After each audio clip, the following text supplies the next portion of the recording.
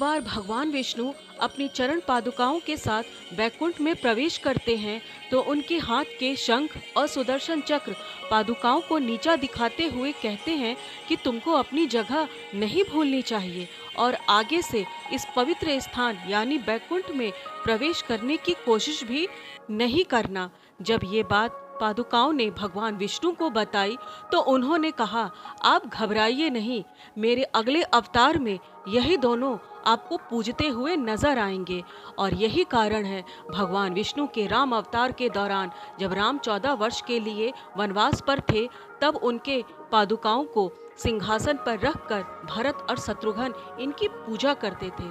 दोस्तों, शायद आप लोग नहीं जानते होंगे तो बता दूं, भरत और शत्रुघ्न क्रमशः सुदर्शन चक्र और शंख के अंश के अवतार माने जाते हैं।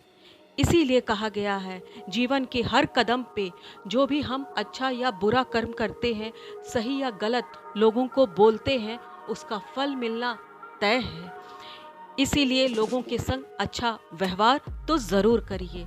तो बोलिए विष्णु भगवान की जय। श्री कृष्ण भगवान कहते हैं, जिस समय कोई समस्या जन्म लेती है उसके साथ ही उसका समाधान भी जन्म लेता है। तो विश्वास रखें। जय श्री कृष्ण।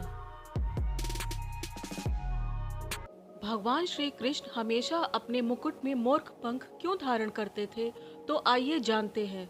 श्री कृष्ण जी के पूर्व जन्म में उन्होंने भगवान राम जी का अवतार लिया था। वनवास के समय माँ सीता को प्यास लगती है तो वो कहती हैं कि मुझे प्यास लगी है। अब चारों तरफ राम जी जब देखते हैं तो उन्हें जंगल ही जंगल दिखाई देता है, कहीं भी जलाशय दिख ही नहीं रहा था।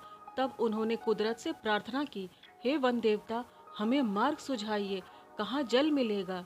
इतने में एक मयूर अर्थात मोर आया और उनसे कहा, मैं आपको जलाशय तक ले चलूँगा, कहीं आप मार्ग ना भटक जाए तो मैं उड़ता हूँ और मैं एक एक करके अपना पंख गिराता चलूँगा। यहाँ पर खास बात यह है कि मोर के पंख एक खास ऋतु और एक खास समय पर ही खुद ही झड़ जाते हैं। अगर कुदरत की इच्छा के विपरीत मोर पंख गिराता है तो इसकी मृत्यु हो जाती है, और वही हुआ। जलाशय तक तो भगवान राम को पहुंचा दिया, लेकिन इसके बाद मोर की मृत्यु हो गई। पर वो खुद को धन्य समझ रहा था कि जो संसार की प्यास बुझाते हैं, मैंने उनकी प्यास बुझाने में मदद की। फिर भगवान राम ने उसे वचन दिया कि जो तुमने मेरे लिए किया है, इसका ऋण चुकाने के लिए अगले जन्म में मैं हर समय अपने सिर पे मुकुट में मोर पंख लगाऊंगा। सोचने वाली बात यहाँ पर यह है, किसी का ऋण और कर चुकाने के लिए भगवान को भी पूर्व जन्म लेना पड़ा था। तो हम और आप क्या चीज़ है। जय श्री राम, जय श्री कृष्ण।